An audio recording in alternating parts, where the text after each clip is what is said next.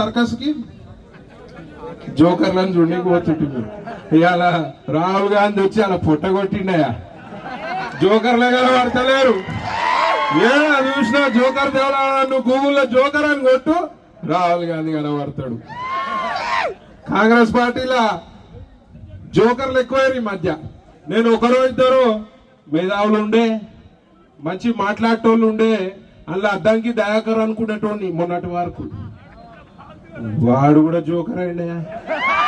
అంటే అధ్యక్షులు ఎట్లుంటే అట్లయితారు. ఇలా మోదీ టైగర్, బీజేపీ కార్యకర్త టైగర్ కాలం వేసుకుంటారు. ఇవాళ అలా అధ్యక్షుడు జోకర్ అయితే వీళ్ళేమవుతారు? పిల్లికి పిల్లే కదా. ఏమంటాడు రాముడు, మీకు చిన్నమ్మ అవుతుందా, చిన్న ఆయన అవుతాడా, సీత మీకు చిన్నమ్మ అవుతారా అని అంటాడు. రాముడు వంశంలో పుట్టిరా బీజేపీలో అని అడుగుతారు. నేను అడుగుతా, మరి పొద్దున్న లేవంగానే ఇటలీ దొరసాని కాళ్ళ కాడ వడుండే మీరు, మరి ఇటలీ దొరసాని ఏమైతుంది ఆయన, మీకు చిన్నమ్మ అవుతుందా, సోనియమ్మ చిన్నమ్మ అవుతుందా అని అడుగుతున్నా.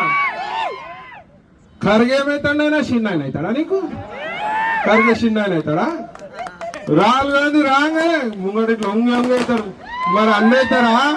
మరి మీరు గాంధీ వారసులు అవుతారా? మరి ఏమవుతారు మీరు అని అడుగుతున్నా. అట్లా నోటికి వచ్చినట్టు.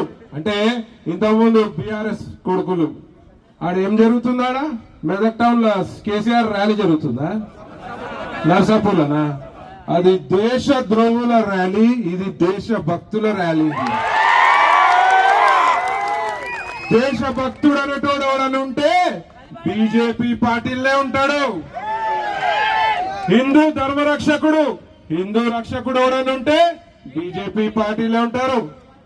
దేశద్రోహి వేరే పార్టీలు ఉంటారు.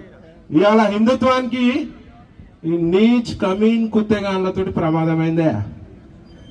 ఇంతకుముందు ఈ మత మార్పిడి కుక్కలు ఉంటుండే, హిందుత్వమే ప్రమాదం.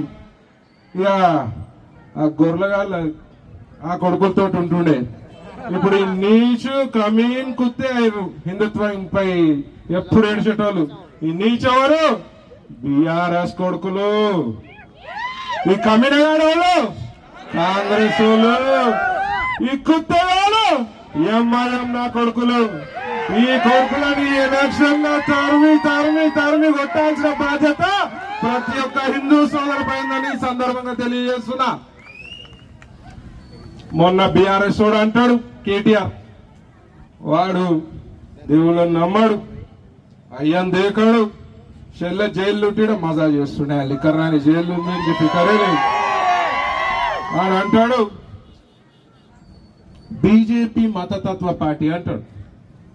తెల్లారు లేస్తే వేసి సంఖ నాకే నువ్వు బీజేపీ మతతత్వ పార్టీ అంటావా?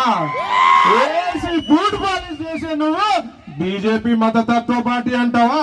హిందువులపై కేసులు పెట్టే నువ్వు, హిందుత్వంపై ప్రశ్నిస్తే కేసులు పెట్టేవి నువ్వు, అడ్డగోలు గోహత్యలు చేసిన నువ్వు బీజేపీ పై మతతత్వ పార్టీ అంటావా?